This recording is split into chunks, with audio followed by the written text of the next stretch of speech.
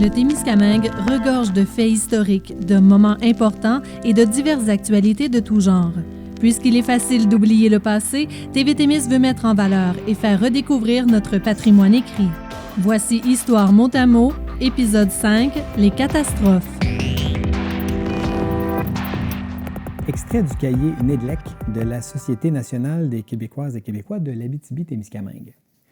Sur un parcours de 2000, il ne reste que 2 maisons, celle de M. Oliver Rivard et celle de M. Lannoy.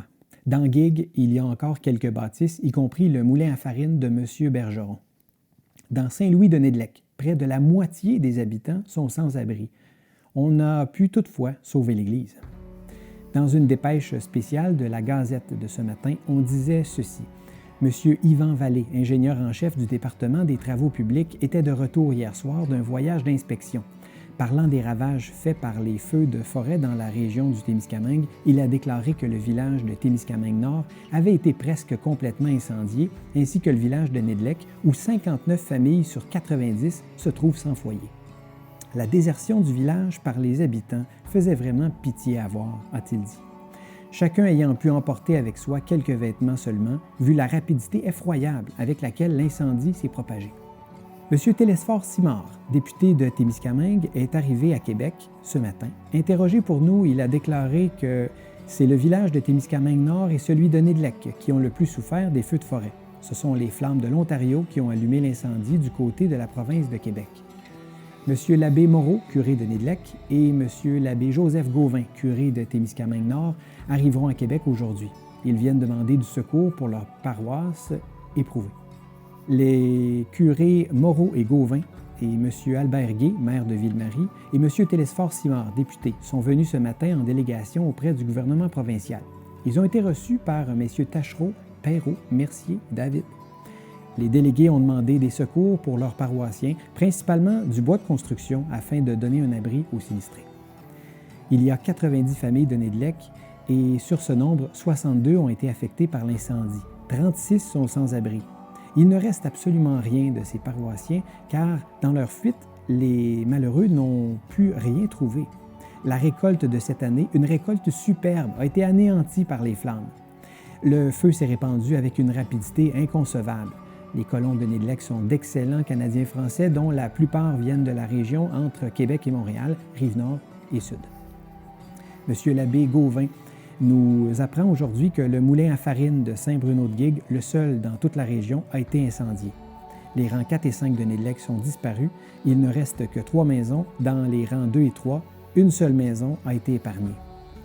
Dans la paroisse de Saint-Joseph de Témiscamingue-Nord, il y a 59 familles affectées par le malheur et sur ce nombre, il y en a 42 qui ont perdu complètement ce qu'elles possédaient. Là aussi, on n'a pas eu le temps de sauver absolument rien. Un nommé Émile Nadeau est disparu et aucune nouvelle de lui n'a encore été reçue. La moitié du village, l'école, la chapelle, le presbytère sont détruits. Ce n'est qu'au prix du plus grand dévouement qu'on a sauvé l'église en construction. Tout le rang connu sous le nom de Petit Nédelec a été incendié, sauf 2 maisons. Une moitié de Notre-Dame-des-15 fut aussi la proie des flammes. On estime les pertes à 200 000 $. Englehart, on a rapporté ici la mort d'un cultivateur canadien-français du nom de Émile Rondeau-Nadeau à Témiscamingue-Nord. On dit qu'il s'était rendu à sa grange avec une clé à la main. Tout ce que l'on a trouvé est une clé dans les ruines de la grange. Extrait de Bâtisseur, raconte-moi sur l'histoire de Notre-Dame-du-Nord, Notre-Dame-des-15, récit de M. Hilaire d'Anfous au sujet du grand feu de 1922. Il était alors âgé de 16 ans. Entre-temps, à cause des vents qui sont très forts, le feu saute la rivière et continue ses ravages du côté de Notre-Dame-des-15. Les débris enflammés se multiplient, le feu est partout. Il commence par détruire les bâtiments de M. Ovila Rivard, la maison est épargnée. Le feu continue son chemin vers le rang 4, tout brûle sur son passage. Il y avait beaucoup de forêt dans ce temps-là, et comme tout est très sec, avec la force des vents qui roulent de 70 à 80 000 à l'heure, le feu avance avec une rapidité incroyable. M. Zénon Lacasse est à battre sa récolte quand le grand feu fait son apparition d'assez loin. M. Rodrigue Gagné décide de sauver les machines du feu. Il attelle sa jument sur l'engin et va le placer dans le champ et revient très vite pour sauver son moulin à battre. Il travaille avec beaucoup de peine et d'effort, il est seul, les autres sont partis. Tout à coup survient une rafale de vent violent, transportant des débris enflammés. Tout brûle sur place, la grange, le moulin à battre, la jument. Monsieur Gagné s'en tire avec des brûlures. Monsieur Élie Laliberté, en voyant venir le grand feu, attelle ses chevaux sur le wagon près de la maison pour sauver sa famille, sa vieille mère et les jeunes enfants. Il y entasse couverture et oreiller. Tout à coup, le vent, avec un hurlement sinistre, tourne au nord-ouest. Le feu se transporte dans les airs à une vitesse folle. Le tout ressemble à une fin du monde. La vieille mère et les enfants ont juste le temps de débarquer de la voiture. Les chevaux pris de panique s'élancent à bride abattue dans l'étable en feu. Tout brûle. La maison qu'ils croyaient épargnée brûle à son tour. Les familles Laliberté, Lacasse, Plot, Lanoux et autres, prises de panique, se réfugient dans les golets en arrière de chez Dorilla Bouchard. Les lamentations se mêlent aux cris des jeunes enfants et aux pleurs des bébés qui ont faim. Les biberons sont vides depuis belle lurette. Croyez-moi, ceux qui ont subi ce cataclysme ont vécu des heures terrifiantes. Rien que de les revivre en pensée me glace encore le sang dans les veines. Chez nous, dans les rangs 4 et 5, le vent est nord-ouest. Le feu fait rage dans les bois du rang 4. 4 demeures, comme par magie, sont épargnées. Celles des familles Dorilla Bouchard, Ernest de la Chevrotière, Christophe Laliberté et celle de M. Maillard qui était inoccupée. Le feu a repris chez Joseph Lacasse, Ernest Danfous, Édouard et Oscar Champoux. La vieille école et la nouvelle, malgré qu'elles aient pris feu plusieurs fois, ont été sauvées. En cette année de 1922, l'institutrice est Mme Rachel Rivard. Elle s'est réfugiée dans les champs de M. Oscar Champoux. Chez Joseph Lacasse, tout est incendié et il ne reste plus rien. M. Adélard Perron, qui demeure à 3000 au nord du village, achète de la laine pour carder et revendre. En quelques instants, son char rempli de laine flambe. Il ne reste que des cendres. Le grand feu continue son ravage jusque chez Paul Parent, où il détruit tout. Le grand feu allume de vieilles souches de pain sur le lot de Joseph Perrault, aujourd'hui le relais, et prend dans la paille en arrière de la grange à Combe-Perrault. Ils perdent tous leurs biens, demeures, récoltes, animaux. Le grand feu est à Nédlec dans le même temps qu'à Nord-Témiscamingue. Il fait son chemin par la route Plamondon-Bélan, aujourd'hui la route King.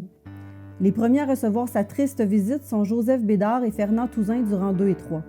Il continue son ravage dans le grand rang chez les Sinaï et Télesphore-Lafrenière. Le camp d'Alphonse n'a pas brûlé. Chez les Leblanc, Adalma Germain, Dona Ayotte, Napoléon Roy, Adélard, Josaphat et Dona Garneau, tout brûle, attisé par un vent du sud-ouest. Le village se croyait épargné, mais tout à coup, comme ailleurs, le vent vire nord-ouest, seule l'église est épargnée. Le curé fondateur à Nédlec, de 1914 à 1930, l'abbé Louis Z. Moreau, qui est très dévoué, fait de son mieux pour réconforter et aider ses paroissiens. Le grand feu à Nédlec a laissé 52 familles sans abri. Il n'avait pas encore oublié le feu de 1916 qui avait lui aussi causé de lourdes pertes.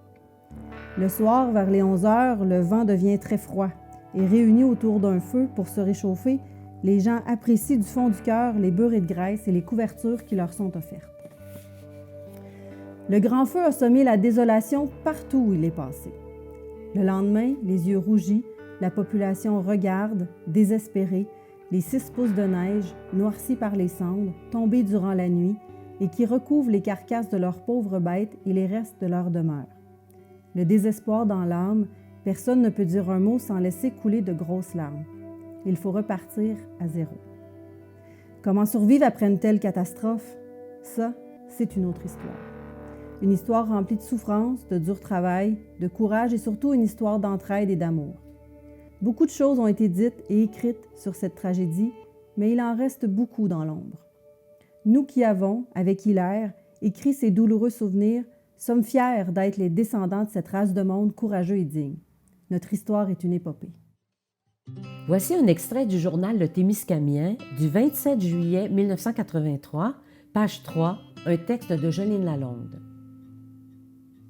Les membres de la Société d'histoire et autres amateurs de la conservation du patrimoine témiscamien sont en deuil. Ils pleurent la perte du pont Grassy Narrow, long de 361 mètres, qui enjambait le lac des 15 à Moffett.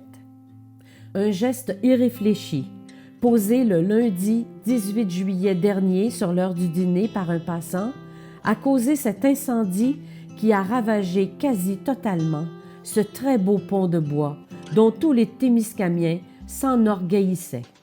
L'agent Camille Gagnon de la Sûreté du Québec nous confiait que les dommages causés au pont seraient évalués à 1 demi-million de dollars. À la suite de l'enquête de la Sûreté, une personne a admis avoir involontairement mis le feu au pont. Des accusations pour incendie criminel pourraient être portées prochainement contre cette personne. Jean-Jacques Fournier, directeur du bureau local du ministère des Transports, lequel est responsable du pont, nous confiait que lundi le 25, toutes les personnes résidant au Grassy Narrow au moment de l'incendie ont pu être évacuées le samedi suivant l'incendie grâce à une plateforme flottante capable de transporter les voitures et autres effets des vacanciers et insulaires. Une dizaine de personnes environ résidaient au Grassy Narrow au moment de la conflagration.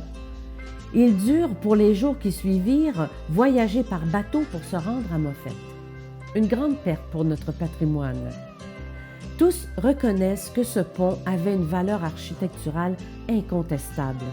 Le ministre des Affaires culturelles, M. Clément Richard, affirmait lui-même « Le pont du Grassy Narrow est le plus long pont de bois au Québec et constitue sûrement le plus bel ouvrage d'ingénierie de ce type au Québec. » Le pont, de type hao multiple ou croix de Saint-André, devait d'ailleurs être classé bien culturel à la fin de septembre 1983. Le conseil municipal de Moffett avait déjà manifesté son intérêt à s'associer au ministère des Affaires culturelles pour mettre en valeur ce pont et permettre la vulgarisation de son histoire au profit de la clientèle touristique. En 1979, le ministère des Transports avait investi 250 000 $ en travaux de restauration sur ce pont, qui aujourd'hui n'est plus que l'ombre de lui-même. Sa reconstruction semble à ce jour peu profitable, puisque l'utilité même du pont peut être mise en doute. Et si reconstruction il devait y avoir, le gouvernement serait-il prêt à investir de fortes sommes pour que la structure soit identique à la première? Le contexte économique actuel nous permet d'en douter. Extrait du journal Le Reflet témiscamien du mardi 2 juin 2015, texte de Francis Prudhomme. Le destin s'acharne sur le pont du Nord-Est. Un triste sort semble avoir été lancé au pont du Grassy Narrow de Moffett. En effet, un nouvel incendie s'est déclaré sur les vestiges de l'ancien pont de bois le 23 mai dernier. La construction de ce symbole de fierté des citoyens de Moffett avait débuté en 1939. L'intérêt de voir cette immense construction de bois voir le jour était de relier l'Est témiscamien à la municipalité de Bellecombe, tout près de Rouyn-Noranda. La construction de l'immense structure s'est faite en 2 étapes. Le premier pont, nord-est, est constitué de 3 travées pour une longueur de près de 90 mètres. L'imposant second pont, sud-ouest, est construit en 1940. Sa structure comportait 7 travées pour une longueur de près de 270 mètres. La travée centrale était un pont couvert de plus de 47 mètres. Sa charpente uniquement faite de bois contribuait à rendre l'endroit unique. Un premier incident est survenu 10 ans après sa construction, alors que la travée centrale s'est effondrée en 1949.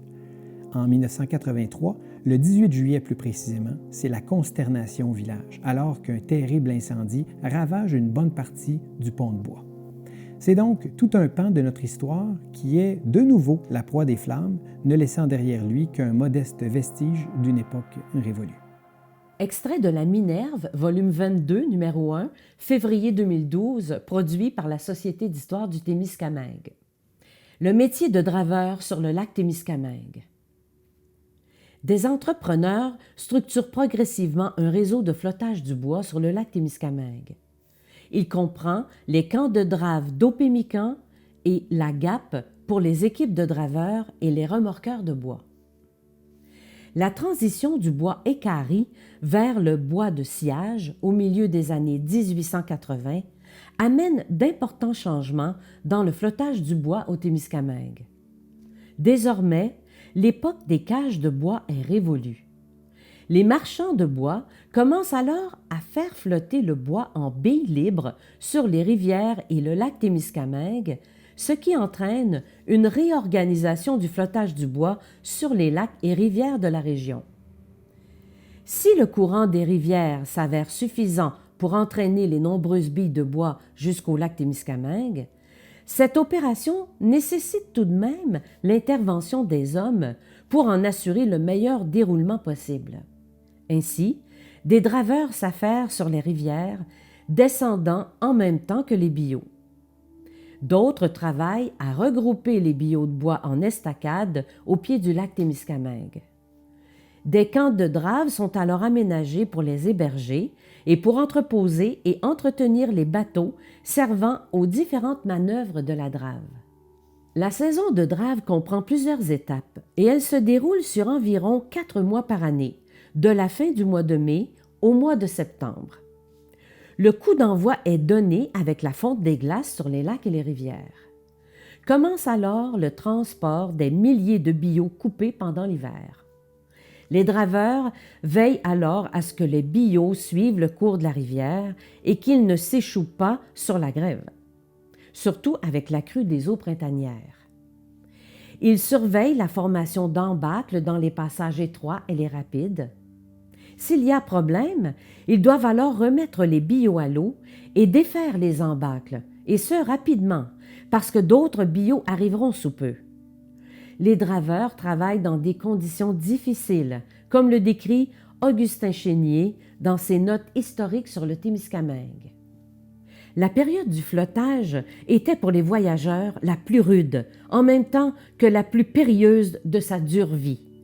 Passer des journées entières à rouler sur des billes flottantes, se jeter jusqu'à la ceinture dans l'eau glacée du printemps pour faire suivre des pièces récalcitrantes, parcourir sur de longues distances les rives enchevêtrées des ruisseaux, enfonçant jusqu'aux genoux dans une vase gluante ou butant sur un corps mort pendant que la longue gaffe se cherche un chemin à travers les aunais, aller jusqu'au milieu de rapides impétueux, libérer le train de bois arrêté dans sa descente par un obstacle invisible, risquer de s'engouffrer avec les billes dans la vrille d'un remous, demeurer tout le jour trempé jusqu'à la ceinture avec la perspective de reprendre le lendemain dans les mêmes habits humides, les mêmes travaux et les mêmes périls.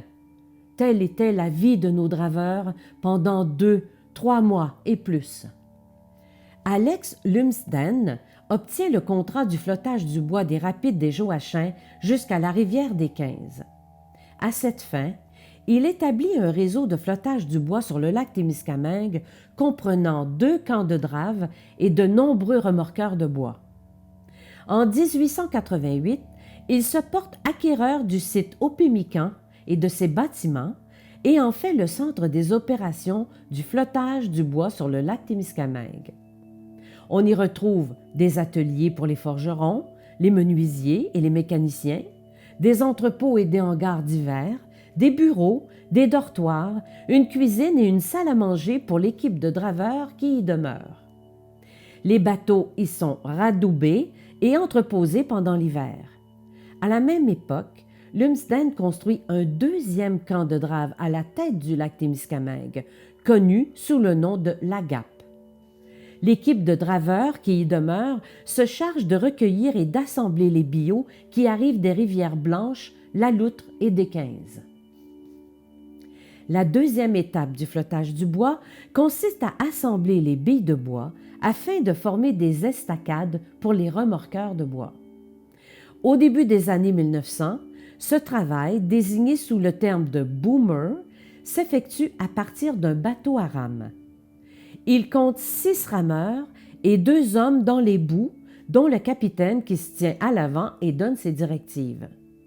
Plus tard, des bateaux à vapeur les remplacent. Les billots regroupés dans une estacade sont tirés jusqu'à l'île du Chef, située à quelques kilomètres de la tête du lac Témiscamingue. Les draveurs attachent les estacades à des piliers de ciment. De là, un gros remorqueur de bois vient les prendre pour les amener jusqu'à Opémican, au pied du lac Témiscamingue. Une estacade consiste en une centaine de morceaux de bois équarris de 18 pouces sur 18 pouces et de 30 pieds de long, attachés entre eux avec une chaîne, et une fois le cercle fermé, il contient 100 000 billots. À la suite du décès de Lumsden en 1904, la ICO reprend la gestion du réseau du flottage du bois sur le lac Témiscamingue. Elle achète les camps de drave et les remorqueurs de la Lumsden Steamship Line Limited, dont l'Argo, le Jubilé, le Dora et le Silverland. Plus tard, la ICO met en activité sur le lac Témiscamingue de gros remorqueurs de bois, comme le Lady Minto, l'Alexandra, puis le PG Mirror et le GP Fleck. À titre d'exemple, un remorqueur comme le Lady Minto remorque 3 estacades et met de 3 à 5 jours pour se rendre de l'île du Chef à la baie d'Opémican. L'équipage du remorqueur de bois compte 12 personnes. Le bateau navigue jour et nuit et l'équipage se relève toutes les 12 heures. Chacun a sa chambre sur le bateau selon sa position hiérarchique. Ainsi, la chambre du capitaine est située à l'avant, celles de l'ingénieur mécanicien et du chauffeur sont situées à l'arrière et les autres dorment dans le chaland. Le flottage du bois sur le lac Témiscamingue nécessite donc une organisation bien structurée. Des draveurs descendent les rivières sur les billots, tandis que d'autres, postés au camp de la Gape, les regroupent en estacades à l'embouchure des principales rivières. De gros remorqueurs de bois traînent ensuite les estacades jusqu'à Opémican, où le bois est ensuite livré au moulin pour y être transformé en pâte à papier ou en planche. Extrait de la Minerve, volume 18, numéro 1, février 2008, Tragédie de Fabre. Une immense partie de notre région est composée de lacs et de rivières. De nombreuses familles ont été touchées par des noyades. Évidemment, on ne fera pas le tour de chacune d'elles, même si chacune d'elles est un drame. On va plutôt parler de drames qui ont eu à leur époque un impact sur la population. La première tragédie s'est passée il y a 80 ans, soit le 31 décembre 1927, à mi-chemin entre Fabre et Silver-Centre. Médard et Joséphine Racicot de Fabre préparent fiévreusement la fête du jour de l'an. Leur petit-fils Roméo, 5 ans, est avec eux. Ils attendent leur fille, Des-Neiges, son mari Aldéric et leurs 3 autres enfants, Léopold, 6 ans, Bibiane, 3 ans et Gérard, 6 mois, ainsi que leur fils Antoine, tous résidents de Silver-Centre. En ce 31 décembre 1927, Aldéric, au volant de sa Durand, entreprend la traversée du lac Témiscamingue afin de constater l'état et l'épaisseur de la glace. La route est bien balisée et tout laisse croire que la glace est bien prise. Il retourne à la maison afin d'y ramener toute la famille. Son voisin lui déconseille d'entreprendre une telle expédition, mais fort de son expérience du matin et pressé de fêter le jour de l'an dans sa famille, il annonce le départ. Il est 4 heures. Tous montent à bord. Aldéric, Des-Neiges, les 3 enfants, Antoine et un ami, Horace Laperrière. Pourtant, ce dernier hésite et accepte le voyage à condition de demeurer sur le marchepied en se tenant fermement au capot de toile de la voiture. À peine à mi-chemin, une crevasse s'ouvre subitement sous la voiture qui est entraînée sous les glaces du lac. Horace Laperrière a juste le temps de sauter à l'eau et de s'agripper aux glaces flottantes. Il réussit à se hisser sur le lac gelé et retourne péniblement à Silver-Centre afin d'y chercher quelques secours. La compagnie minière de l'endroit, avec de solides câbles et crochets d'acier, mettra plus de 9 jours à repêcher la voiture. Pour Médard et sa famille, ce fut un triste début de l'année 1928. Roméo, 5 ans, perdait du même coup toute sa famille. Extrait de La Minerve, Il était une fois le Témiscamingue, produit par la Société d'histoire du Témiscamingue. Tragédie du lac Morin.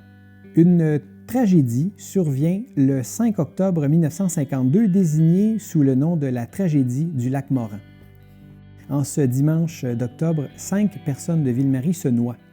Ce sont le docteur Émile Gaboury, dentiste, 45 ans et père de 2 enfants de 19 et 15 ans, le docteur Jean Savoie, 34 ans, vétérinaire, et son épouse, née Marie-Reine Desjardins de Montréal, 32 ans. Ils ont 2 enfants âgés de 5 et 2 ans.